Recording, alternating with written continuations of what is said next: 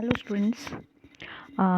Today I am going to discuss with you Ratan Naval Tata. Initially we have discussed about the Dhirubhai Ambani, and these are the contemporary models. And I have told you that we are going to discuss, and there are four types of models in your syllabus, and this is the second one, Ratan Naval Tata.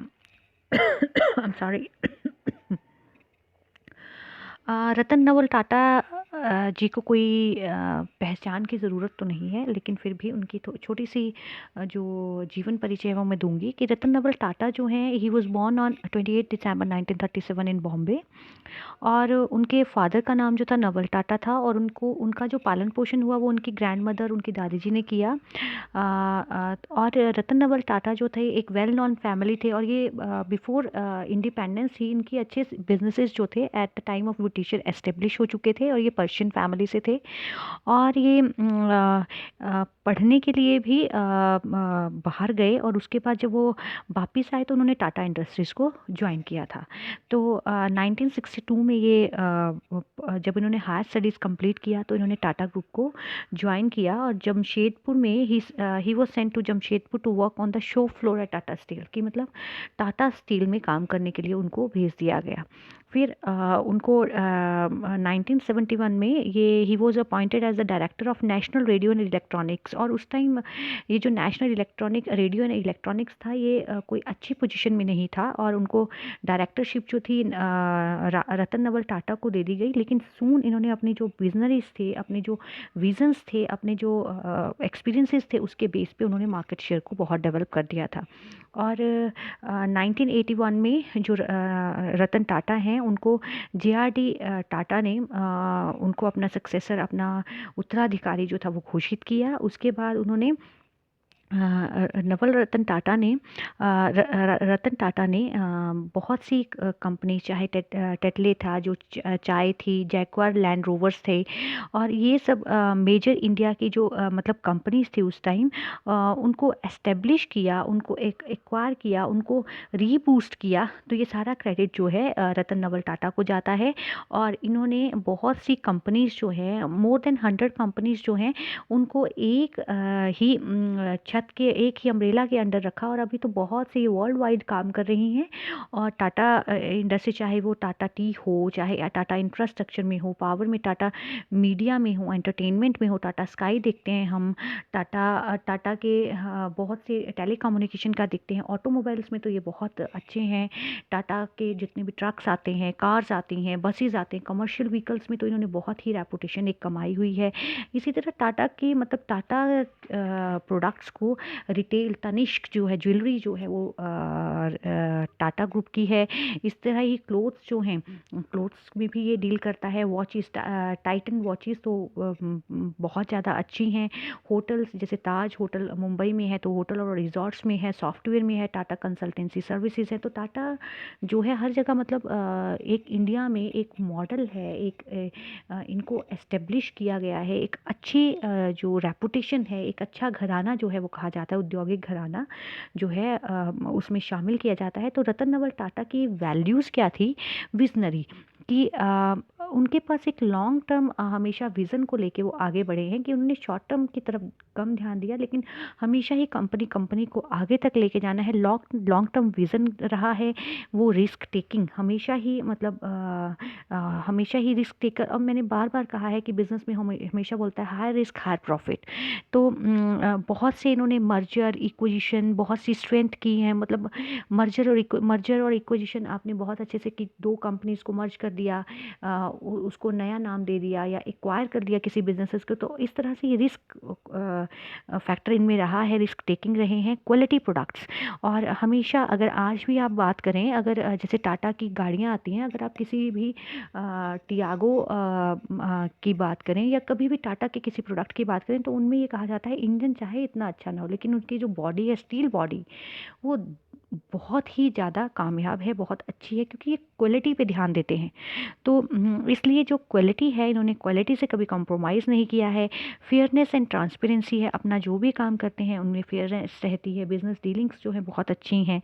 और हमेशा ही Excel करना है, हमेशा ही अच्छा करना है, अपने quality maintain करनी है और बहुत सी स्टैंडर्ड को मेंटेन करना है। तो ये रहा है unity. He believes in investing in people and partners. ये जो मतलब जितना भी काम है यूनाइटेड होके करना है, लोगों का दिल जीत के रिलेशनशिप को अच्छा बनाते हुए आपस में ट्रस्ट और यूनिटी एस्टेब्लिश करते हुए आगे बढ़ना है। तो ये रतन नवल टाटा के विजन्स हैं। अब कुछ एलिमेंट्स हैं इम्पॉर्टेंट, जो क्या है, जैसे एथिक्स वैल्यूज़ कि नवल रतन टाटा के कुछ एथिक्स वैल्यू और इन्होंने कोट्स भी दिए हैं। आपकी बुक्स में मेंशन है कि what I would like to do is to leave behind a sustainable entity of a set of companies that operate in an exemplary manner in terms of ethics values and continue what our ancestor left behind. कि मुझे क्या करना है कि मैं जब भी मतलब कोई काम करूं तो जो हमारे एंसेस्टर्स ने वैल्यूज़ दिए हैं,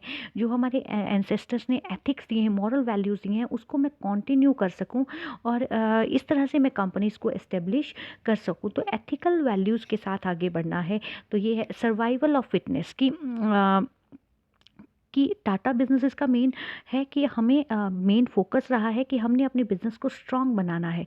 और उन्होंने कहा है कि the strong live and the weak die. कि जो मजबूत होता है वो जीता है और जो वीक होता है वो मर जाता है। तो इस तरह से कहा गया है। एक कॉन्ट्रीब्यूट राइट डिसीजन। तो नवल रतन टाटा की मुझे एक बहुत अच्छी स्टेटमेंट लगी कि जनरली हम बोलते हैं कि it's very important in business to take right decision at right time at right place. पर उन्होंने कहा है कि अकॉर्डिंग टू मी, मतलब उन्होंने कहा कि मैं सबसे पहले क्या करता हूँ, मतलब उन्होंने I don't believe in taking right decision. मैं सही डिसीजन के लिए नहीं, मतलब बिलीव नहीं करता। मैं पहले I take the decisions and then make it right. कि मैं पहले डिसीजन निर्णय ले लेता हूँ और उसके बाद उसको राइट करने की पूरी कोशिश करता हूँ। तो दिस इज़ मतलब उनका जो एटीट्यूड है बिजनेस के लिए या पॉजिटिविटी है लाइफ के लिए, वो यहाँ से झलकती है कि आई टेक द डिसीजन, कि मैंने कोई निर्णय लिया है देन मेक इट राइट और फिर उसको सही बनाता हूँ। तो एटलीस्ट मुझे ये स्टेटमेंट बहुत ही अच्छी लगी। मेकिंग चेंजेस, तो वहाँ पे वो मानते हैं कि नथिंग इज़ परमानेंट एंड जो नया चेंज है टेक्नोलॉजी वाइज है, फैशन वाइज है, दैट शुड बी अडॉप्टेड। तो ये कहा गया है। थिंकिंग ग्लोबली, उन्होंने कहा है कि सिर्फ लोकल तक ही सीमित नहीं रहना है। Now you have to think for the world wide. कि आपको अपने चीज़ों के लिए आपको वर्ल्ड वाइड देखना है। आप वर्ल्ड वाइड किस तरह बन रहे हैं। Build a monument. अब बिल्ड अ मॉन्यूमेंट के लिए उन्होंने एक इम्पॉर्टेंट एलिमेंट दिया है कि जब आप रास्ते में जा रहे हो और कोई आप पे पत्थर फेंके तो उस पत्थर को इकट्ठा करो और उससे एक इमारत बना लो। कितनी बढ़िया बात। मीन्स कि think the positive side of the life. कि ज़िंदगी का सकारात्मक पहलू को देखो। कि अगर आपके ऊपर कोई कीचड़ उछालता है, उस कीचड़ को आप अच्छे से समझें और उसको ही उसकी भाषा में जवाब दें। तो बोलने का मतलब है कि एक भी चीज़ को वेस्ट नहीं करो। अगर आपके पास कुछ भी है उसको अच्छे से लो। तो लिखा है उन्होंने, take the stones people throw at you and use them to build a monument. कि अपने अंदर इतनी ज़ील पैदा करो कि आपके पास अगर कोई आपको क्रिटिसाइज़ कर रहा है तो उस क्रिटिसिज्म को आप आगे लेके जाओ और पॉजिटिविटी के साथ आगे लाइफ में बढ़ो और उससे ही एक अच्छा मुकाम जो है हासिल करो। तो दीज आर द कोर्स। जब आप इनको पढ़ेंगे तो आपको खुद लगेगा कि फ़िलॉसफ़ी देखिए क्या है, कि मेकिंग पॉजिटिव माइंडसेट। कि हमेशा ही अपनी पॉजिटिव साइड को देखो, नेगेटिविटी को इग्नोर करो। कि और नेक्स्ट है जैसे प्रॉब्लम सॉल्वर। तो देयर शुड बी ऑलवेज, हमारे एक टीचर थे, वो कहते थे कि if there is a problem then tell me and come with the solution.